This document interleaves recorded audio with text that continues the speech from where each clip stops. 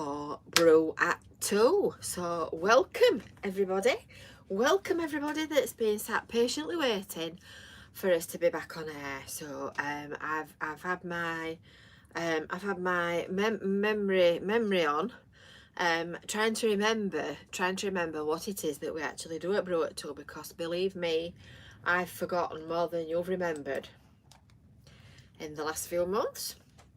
But the sun's shining, the bats are singing, and it's a lovely day ready for a little bit of Brew at 2 live entertainment.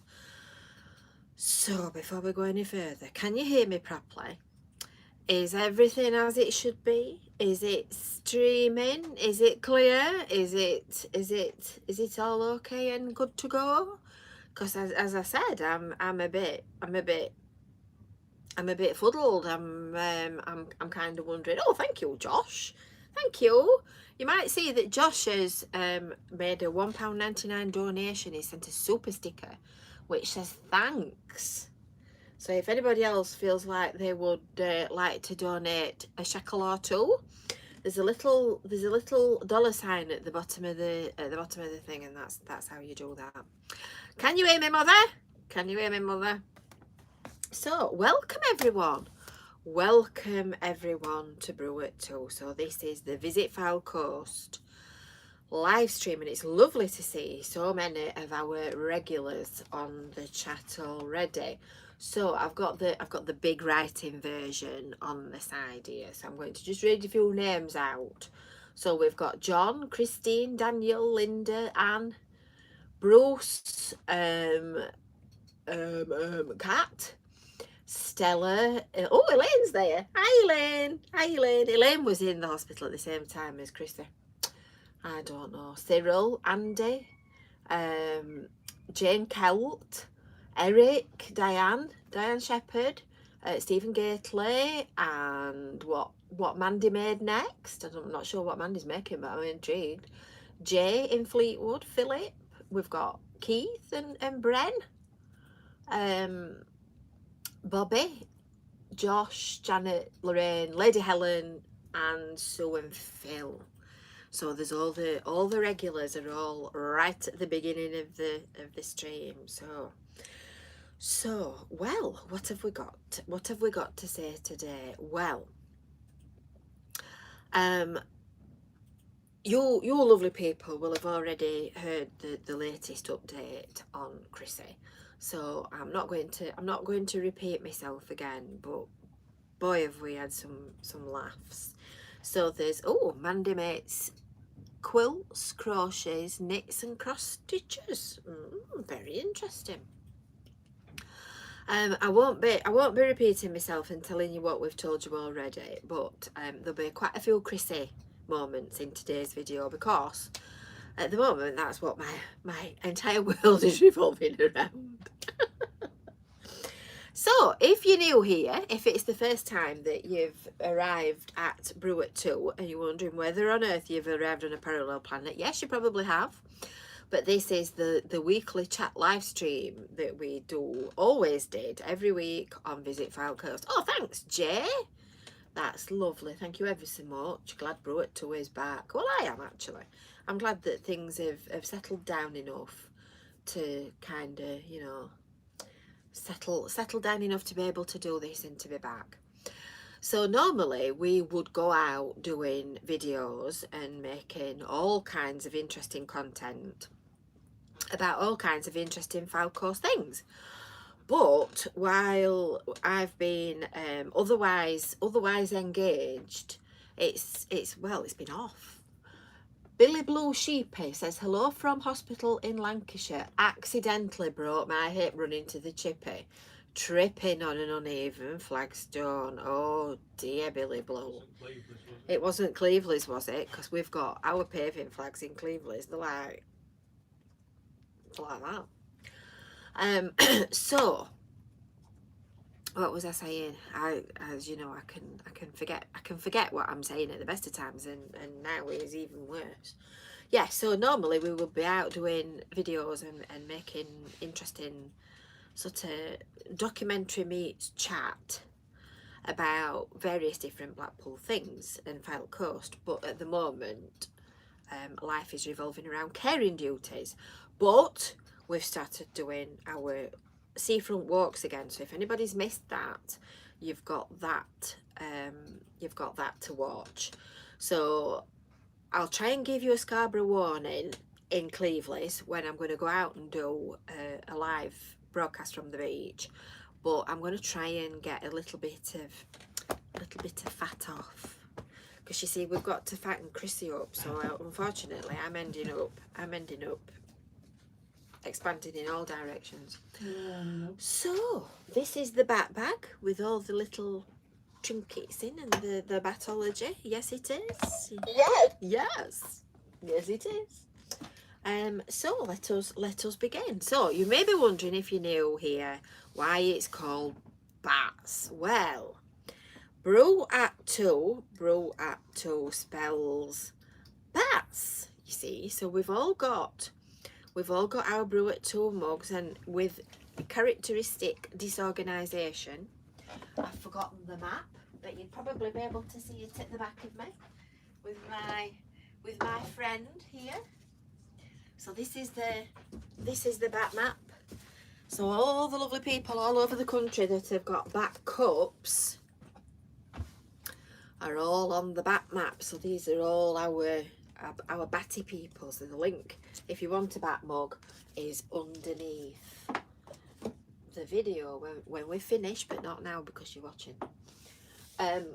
Because we're just a little, this is where I get my violin out, we're just a little diddy biddy business. Oh, it's not going to line up on there. And we don't get any public funding. I told you I needed a violin. We don't get any public funding. So when we sell merchandise and people make donations, like the couple that have already come through, it all helps. It all helps to keep everything going. So I do have one favour though that I'm going to ask of you, which is completely free, doesn't involve any money. I'd like you all to ask, tell, share, tell all your friends, because I bet most of you are on other forms of social media, so you might be on Facebook or Twitter or whatnot. Tell all your friends to subscribe to this channel. Tell all your friends to subscribe. Oh, poor Josh, his auntie's dog were put to sleep last week. It's awful when you lose a pet. I know that from experience. And while we've been going through every shade of awfulness that you can imagine with Chrissy, I said to Kevin, just don't make me go to the vets, whatever you do, because I won't go to the vets. I refuse. So anyway, I've got one or two new features for you to share this week, because obviously it's the 1st of February, it's the sun shining, and it's the beginning of 2022 as far as we're concerned, because we've not done anything in January. So I thought we might as well have some new features. So last year, you might remember that we got quite a few, well, donations, offers, promises of money, vast quantities, which would end collectively all of our financial worries. So much like we have our lovely bat map, I thought we could do a tally of how much money we managed to raise during 2022. And I don't mean proper money, I mean funny money, you know, funny money. For example, congratulations, your email was randomly selected to be the beneficiary of $300,000 courtesy of the benevolence from the Open Society Foundation led by Mr. George Soros. He's also known as the man who broke the Bank of England, an American philanthropist, and he has donated a lot of his fortune to charity. So that's 300,000 to set us off. Here's another one. Mrs. Kristalina Georgieva Executive Director and President of the International Monetary Fund. Yes, exactly. So they're giving me $850,000. We're over $1 million already, people. Our names are Francis and Patrick Connolly. Our foundation is donating £1.5 million to you. Contact us via email for more details. So, I'm wondering whether my computer's listening to me, you know, because since I started talking about these scams on Brew at 2, I've had more of... I've never replied to any of them. I've never clicked any of the links. Please, if you get one, don't. But I think my computer's listening to me and they're sending me emails because I keep talking about it. We'll see. So I thought we'd have a tally and we'll pin them all onto a tally and we'll work out by the end of this year what we could have got. Let's see how many millions we raised between us. So that's this week's additions to the fund. Cat shot for Catherine, Josh, I believe. Is it not? Is it not, Cat? So that's that. So, in my little bag. Have you told them I'm not well? Yeah, Kevin's not well. Come on, T-Boy in training. T-Boy in training would just like to tell you. I've got a runny nose. Oh, dear. Runny nose. You've missed me, haven't you? Oh. You weren't expecting that, were you?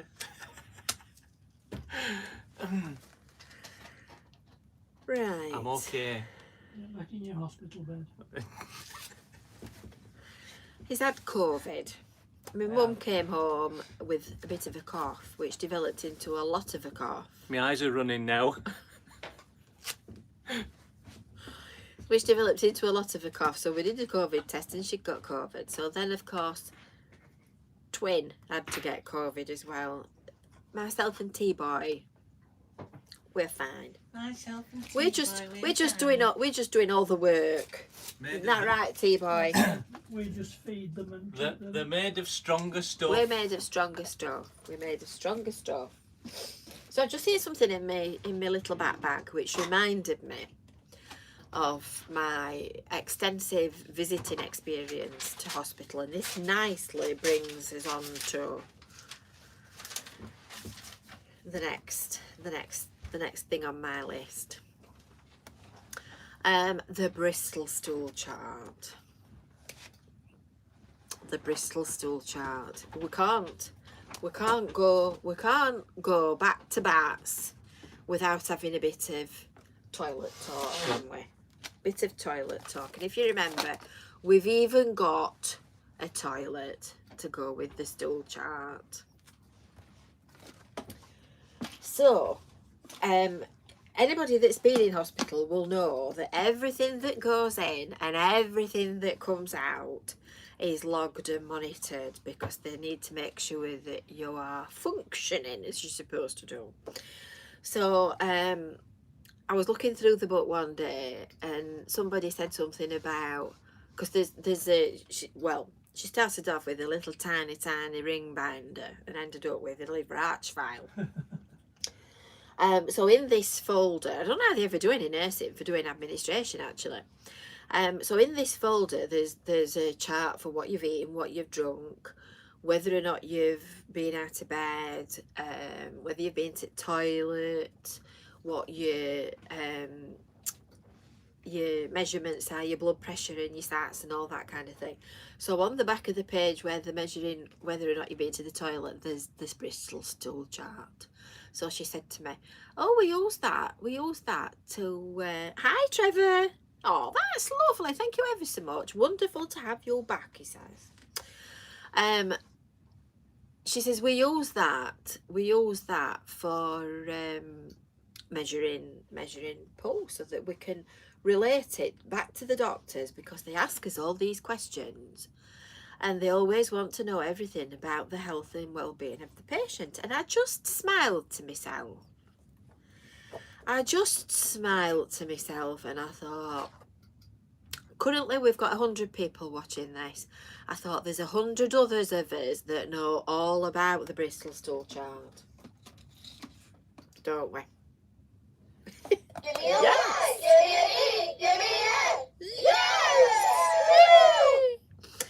Yeah, so it just made me smell that. And the reason why I'm talking to you about poo, apart from the fact that it's our favourite subject, is that I've got a bit of a preoccupation at the moment of what my mum is actually eating. Now, you thought I was going to say what was coming out the other end, didn't you? No, that's not what I was going to say at all. What she's eating, because she's come out with this list. I'm not kidding. In fact, I ought to have brought it up. I'll bring it next week and show you. She's come out with this list. Let me find a bit of paper. Let me write this down. Of fortifying foods, I think it's called. And I kid you not, it's a binge eater's dream. It's condensed milk, ice cream, chocolate, anything you can think of that's absolutely laden in calories is what they tell you to eat, so that you can build your weight back up and gain what you've lost while you've not been well. So oh, I just got sidetracked then with a bit more pull, as you might say. Mandy said the Bristol stool chart is because, hold on, people would record when that a patient had had their bowels open but never recorded what the consistency was, and it's very important information, though. Very important, which is true. As it may sound, I may look like I'm taking the mickey, but I'm not. It is important. We know these things. So yes, I've got a preoccupation with what's going in her mouth, because she's got a good stone and a bit to make up. She's put quite a bit of weight on, but she's got a good stone and a bit to make up. So I looked at this list and I went, oh, because it's literally like everything naughty that everybody likes, and everybody knows that you're not really supposed to eat. So I keep sort of feeding her things and well like that. Last night, 7 o'clock, she said, I'm hungry. I said, what would you like? So we went through everything we could think of that's on this naughty list. So I ended up going and making her a crisp sandwich. Now it's a delicacy, crisp sandwich. And I can't remember the last time I had a crisp sandwich. Well, how I didn't imbibe with her, I do not know. Because it looked lovely. So she sat there in the corner munching away. So where I am struggling is with recipes. Because Doing all right. she's doing all right. Because we tend to have a repertoire in this house, as probably no doubt many of you people do. And it's the same stuff that you just keep eating and cooking and having over and over again. And to be fair, it's been made worse during lockdown, because when you're buying stuff online, when you're buying your food online, you tend to just keep buying the same stuff, because you're not actually going in a shop and seeing, oh, that looks nice, and oh, this is on offer, and oh, when did we last have that? So that's kind of what I'm struggling at. So I thought you lovely people might be able to help, and I thought we could perhaps share between us the best ones that you come up with, because I'd mentioned, oh, chocolate in rice puddings. Oh, that sounds nice. So what do you think to that, T-boy? What's that? Chocolate, it melted into a rice pudding. Not sure. I'd put on that the one thing that she was looking forward to having was cheese and onion, and I've never seen this made. It's not something that I can remember her having. But apparently my grandma used to make it for her back in the days when dinosaurs roamed the earth. So you put some water in a pan, and you put some onion in the pan and boil it, and then when your onion's soft and just about ready, you drop lumps of cheese into it, and then the cheese melts, it's sort of all goes stringy, so you pour it all out onto a plate and you have it with bread and butter. And apparently it's delightful, so I'd commented about this on YouTube. So Jane Kelt sent a recipe idea in which I thought sounded nice. Sliced onion, cheese and milk, seasoned with salt and pepper. And you cook it under the grill on an enamel plate. And I thought that sounded really nice. And he had that, her dad used to have that. And he had that with bread. So I thought that sounded nice as well. It's kind of the same thing, but just a slight twist on it. And quite a few of you are talking about fish finger butties. Well, I'll tell you something now, should I? We were going to have fish finger butties for our tea yesterday, until I went in the cupboard and realised that we'd hardly got any white bread. And I don't know what you think, but fish finger butties have got to be eaten on white bread. They don't work on brown. We've got plenty of brown, but they don't work on brown bread. So I've deferred that. And we're going to wait until we've got some white bread, which we've got now. Dairy toasting, that sounds nice. So we're looking for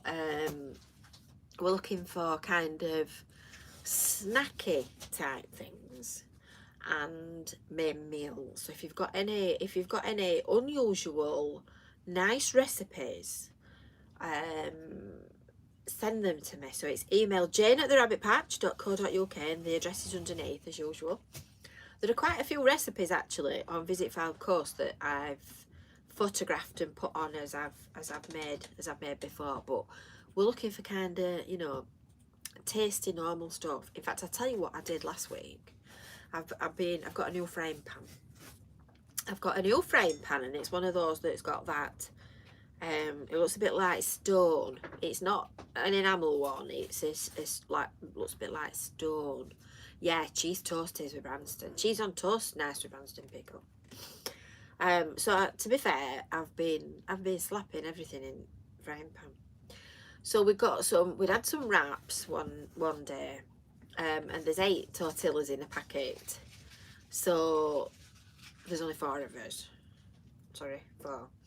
So we've got 4 wraps left. So I thought, right, we'll make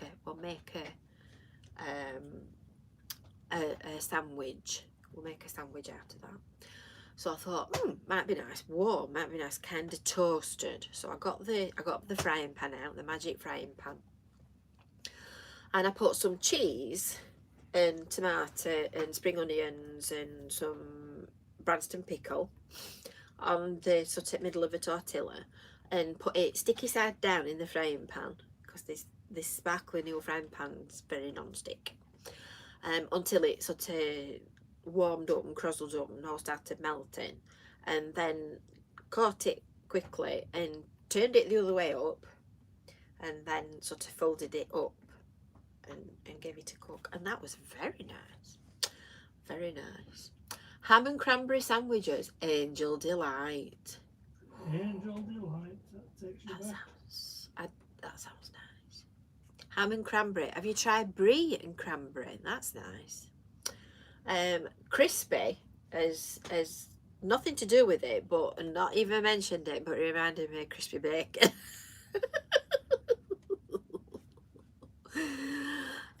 Oh dear me, I've had my dinner as well.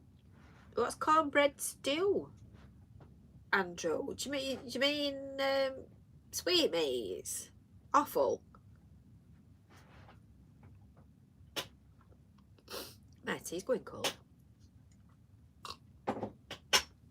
Growing my own garlic, says yeah, corned beef.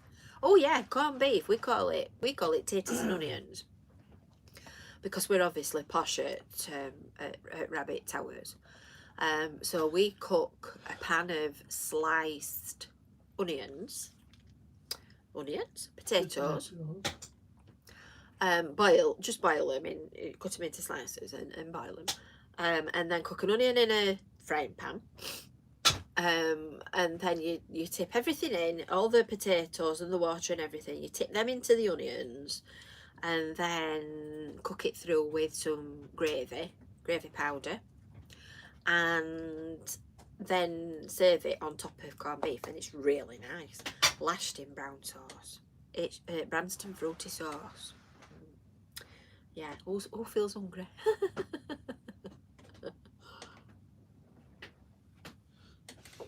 So anyway, I do have a few cookery books. Back in the days when dinosaurs roamed the earth, I actually did O-level home economics. Back in the days when they actually taught you how to cook. And yes, the class was full of girls. So I do have quite an extensive collection of cookery books from back in the day. But these that I've just picked up are Chrissy and T-Boys. And they're even older than I am. They're actually from 100 and I'm just reading that. Crispy's just put, there's 102 watching and 45 likes. Yes, make sure you give me a like. A like.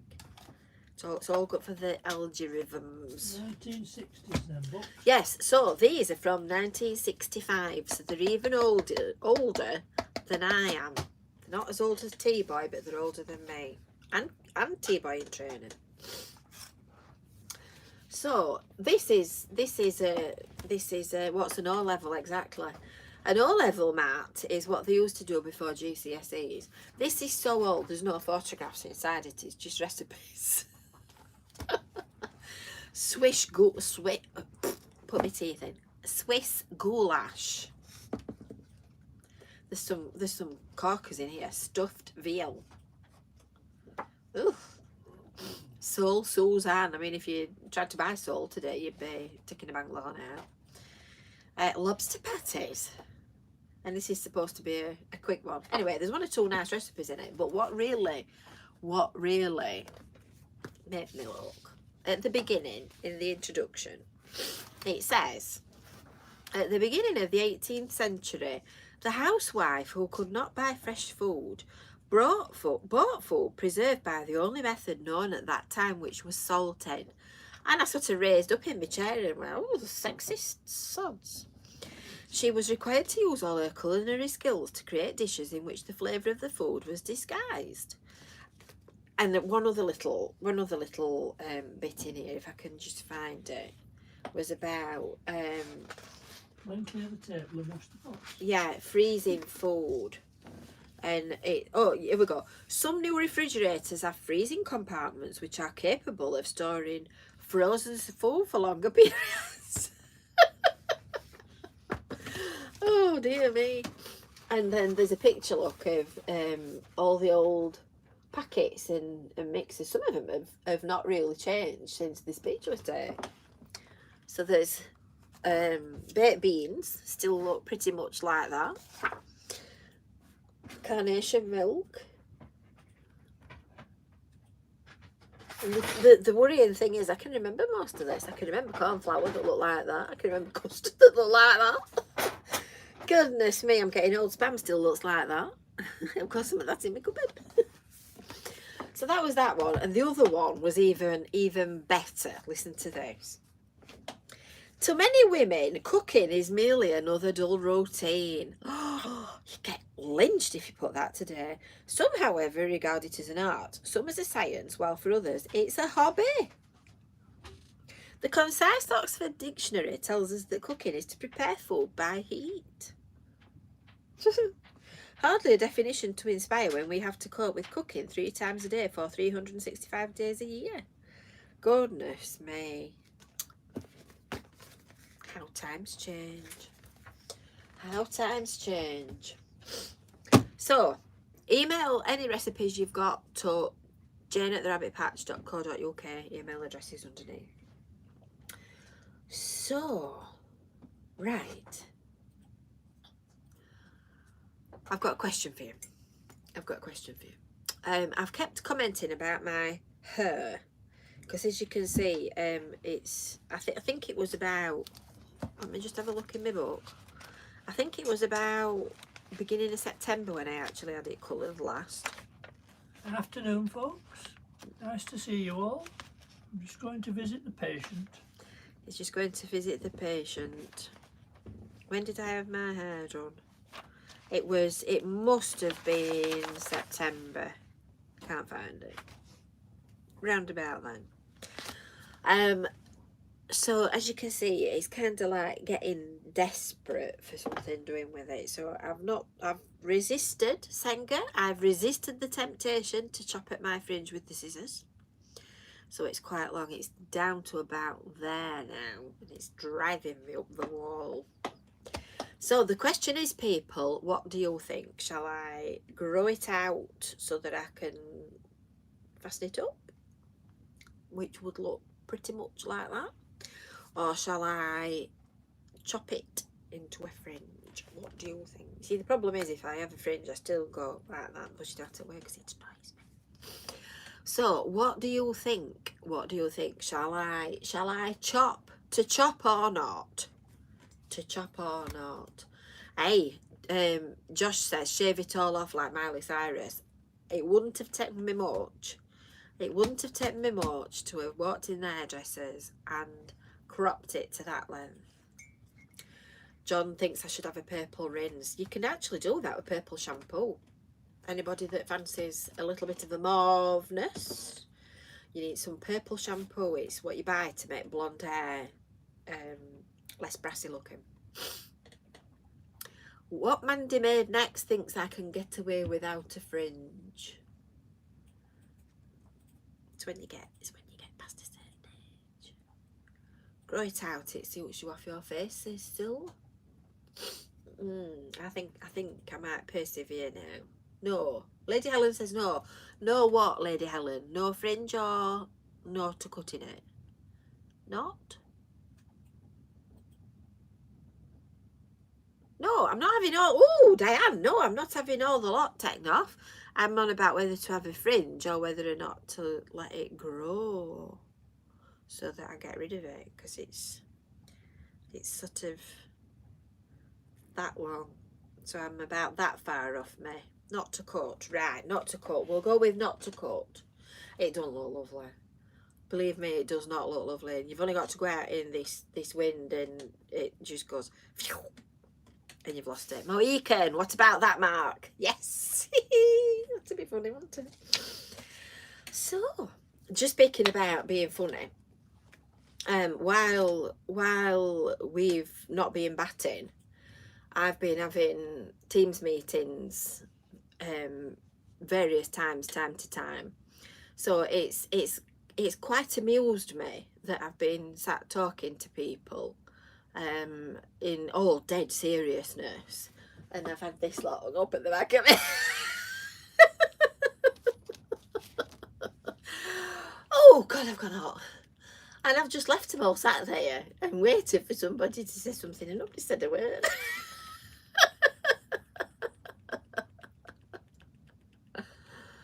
Oh dear me, I've gone boiling. Blackpool go-karting, Crispy. Do you think later in the year you will join in on the go-karts with the other Blackpool YouTubers? Well, the go-karts next to South Pier apparently is closed, which leaves various other ones. And well, I quite like the sound of that actually. Quite like the sound of that. I'm a bit of a speed freak. I do like driving quickly. So, yes, I don't mind the sound of that at all.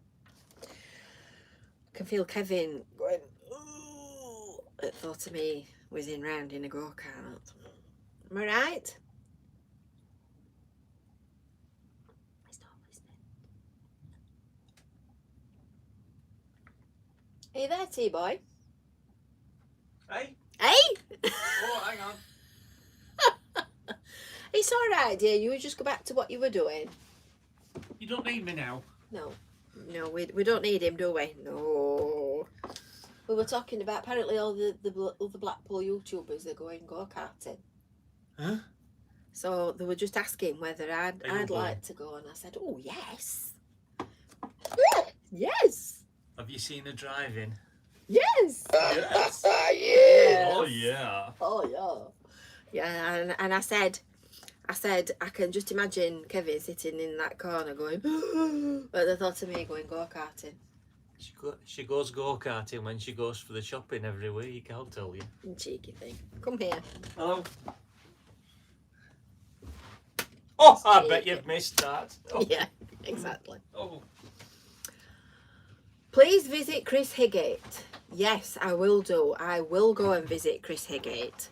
I think I must be the only Blackpool YouTuber that's not been to visit Chris Higgins.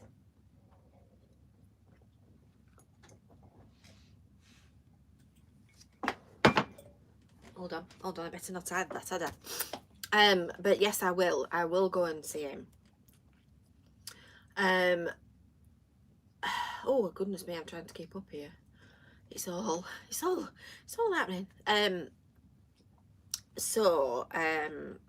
Yes, I will. I'll go and visit him. Right. So I think that point we'll have we'll have a joke out of the joke book. And we'll open it at a random page. The woman with the glass eye from the flat upstairs. Are you ready? I've not read this. It might be very good. It might be very, very, very, very bad. The woman with the glass eye from the flat upstairs. Are you ready? Are you sitting comfortably? A man wants to check if it's raining outside, so he sticks his hand out of the window. And as he does so, a glass eye drops into his palm. What's this, says the man, and decides it must have come from the person who lived in the flat above him. He leans out of the window and calls up, "Hello? Has anyone up there lost a glass eye?" "Yes," shouts a woman's voice. "Could you bring it up to me, please?" And so the man goes up the stairs and knocks on the door of the flat above. A woman answers and is very grateful to have her glass eye returned, as you would be. She invites the man in for a drink, then she tells him she is about to have dinner and asks him if he would like to stay. Then after the meal she tells him, "I've enjoyed our meal together very much and I wondered if you might like to stay the night with me." "My goodness," says the man. "Do you say that to all the men you meet?" "No," says the woman. "Only to the ones who catch my eye."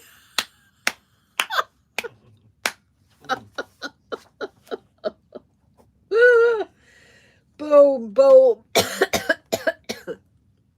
I made myself cough.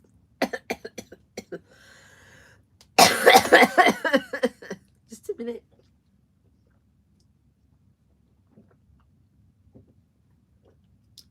Oh, if I start coughing, all will be lost. All will be lost.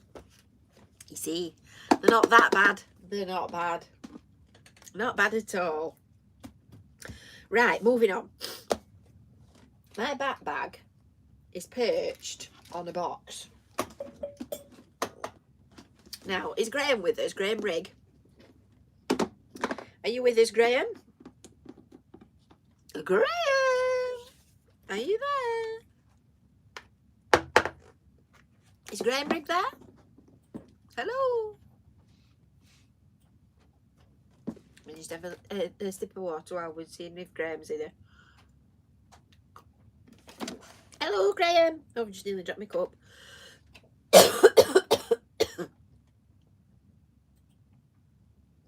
Oh, dear me. I've given myself a bit of a discombobulate laughing at that joke. My eyes are boring. Just a second. Talk among yourselves a second while I just gather myself together. Oh. Right, moving on. Can I get you anything? No, it's all right. I'm coping. As most of you know, we've also been doing Cleveland's Market. Oh, just a second.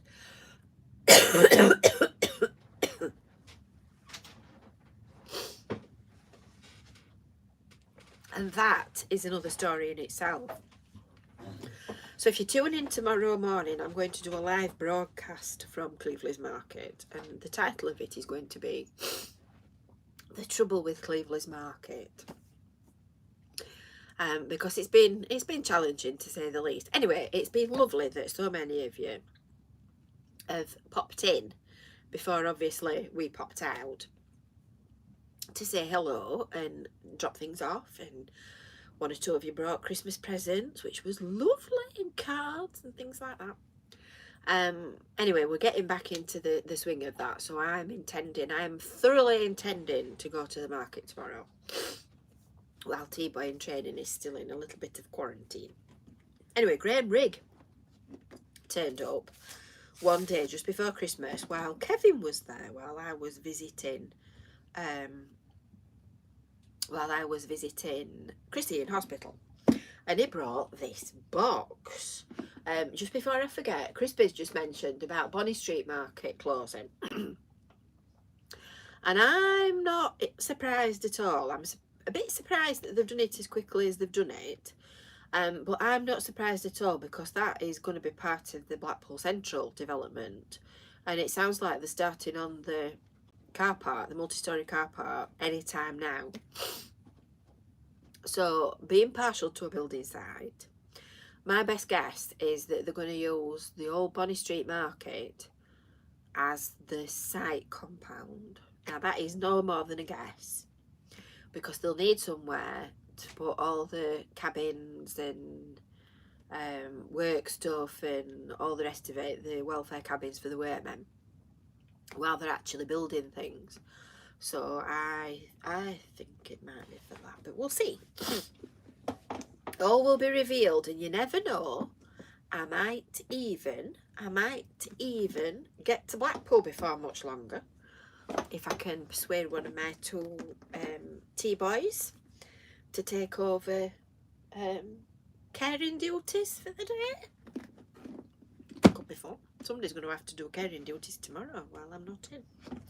So Graham brought this box, and I've not looked at it at all. In fact, you might have noticed that I just went like that and shook all the dust on the top, because I've not even picked it up. You just shouted me. No. So I've not opened it, I've not looked in it at all, and Graham said that he'd made this and he brought it for me to show you at Brew at 2. So this is the first chance that we've got. So there's some bubble wrap in it. I've no idea what it is. Now, what did you say that Graham had said about this, Kevin? I thought that's what you were talking about. That's lovely. Apparently. That's really nice. I think that looks just like T-Boy in training. Now, actually, the interesting part about this is, wait for it, he's made it himself. He's done all the decoration on it. That's lovely. And apparently he does these, you know, the Dungeons and Dragons kind of games that they do. I hope I've got it right, Graham. Warhammer Yeah. type stuff. But all that painting and all that decoration, That's just lovely. show them. I'm showing them back. That's really nice. I really Now like that is one artistic fella. And put a sheet of white paper behind it, then you can see it. And they brought it all the way to the market just for us to show you. Isn't it nice? I like that. Clever hats. I think that's modelled on T-Boy in training. I think modelled on T-Boy in training. that is worth a... Oh, yeah. Oh, yes. It's good, that. There's some clever people. So did you stick the grass on the bottom then, Graham, as well? Because I've got some little grass things like that for my little houses. The auger post for it. Yes, I think that's definitely T-Boy in training. It's definitely got the stomach. It's definitely got the stomach. So that's that. And I have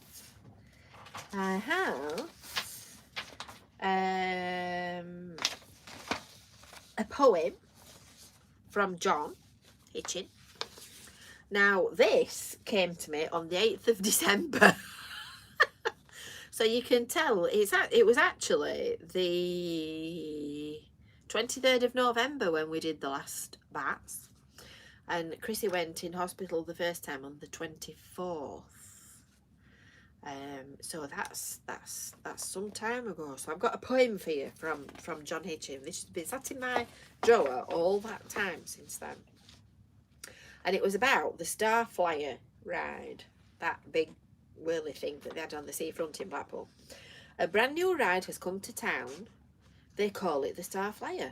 I don't really see the fun in it, hanging from a wire.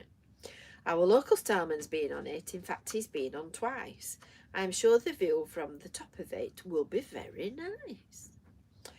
I can think of better places than a seat up in the sky, whizzing round in the wind with the seagulls flying high.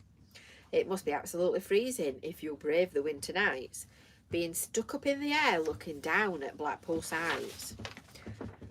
It was originally installed just in St John's Square, but for some unknown reason it wasn't quite safe there. So now it's on the headland with plenty of space around. I'd much rather have my feet firmly on the ground. Me too, John. Me too. But that definitely deserves a round of applause. That's another corker from the John poem book, that one. So let's have another. We'll have another. I'll have another sojourn into the joke book, shall we? I'll try not to choke myself this time. Are you ready? Let's have a look. Page 248. The penguins in the car. Are you ready? Are you ready? A man is driving down the road when he is pulled over by a policeman. When the policeman comes to take his details, he notices 3 penguins sitting side by side on the back seat. The policeman asks the driver what he is doing with 3 live penguins in his car. Oh, I found them standing by the road, explains the driver, and now I don't know what to do with them. Well, sir, says the policeman, my advice would be to take them to the zoo. The next day, the policeman stops the man again and is astonished to see the penguins still sitting on the back seat, now wearing sunglasses. I thought I told you to take these penguins to the zoo, says the policeman. I did, says the man, and they enjoyed it so much that today I'm taking them to the seaside.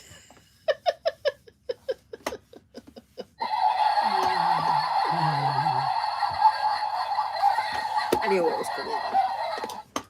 I've not read any of them. I've not read any of that book at all. They're all as new to me as they are to you. Right, so the only thing that we've got left to do now is, well, there's 2 things left to do. There's some birthdays that we forgot in, well, we didn't forget, we didn't manage to do in December. So all these people that had birthdays in December, I apologise profusely, and January, of course, and I will give you a quick name check. So there's Dominic, who is Mel and Brian's son on the Isle of Man. Brenda Swallow was birthdaying on the 2nd of December. Andrea Molson in Conway on the 6th of December. Johnny Chin's wife, Beverly, was 21 plus VAT on the 13th. Andy King was 60 on the 16th of December. I'm sorry we missed your birthday, Andy. James Simpkin was on the 23rd of December. Martin Downs on the 31st of December. And then in January, we got Malcolm Brain on the 4th of January. Chrissy on the 10th of January. And of course, we did that in the Vic. We celebrated in the Vic, sort of. On the 12th of December, it is January. Put my teeth in. 12th of January was Sue Dodsworth's birthday, as in Mark's Cheeky Chops wife. And it was Brian's birthday yesterday on the Isle of Man on the 1st of February. So happy birthday to everybody that we've missed, and I apologise profusely. I apologise profusely. But we shall resume normal service. We shall resume normal service. So if you've got a birthday that you want to share, just let me know. If you put it on comments, there's every possibility that I will completely miss it. So make sure that you email me. Email address is underneath. It's jane@therabbitpatch.co.uk. because I've got a memory like a sieve, and anything that you want doing, you need to send me an email. Right? Okie dokie. Josh, did you say your birthday was in March? March the 24th. Right, I should put you on the list, Josh. Josh. There you go, you're on the list. Oh, what Mandy's made next is 60 tomorrow. Oh, happy birthday, Mandy. Happy birthday. Oh goodness, they're coming thick and fast. Just hold on a second. Trevor, 4th of March. If I don't write him down now, I'll never see him again. Mandy's tomorrow, that's the 3rd.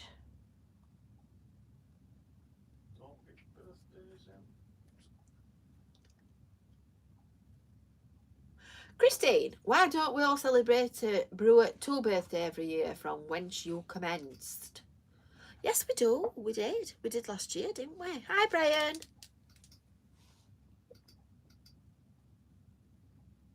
Fabulous. Right, so Kevin's just made an observation. Please don't put how old you are.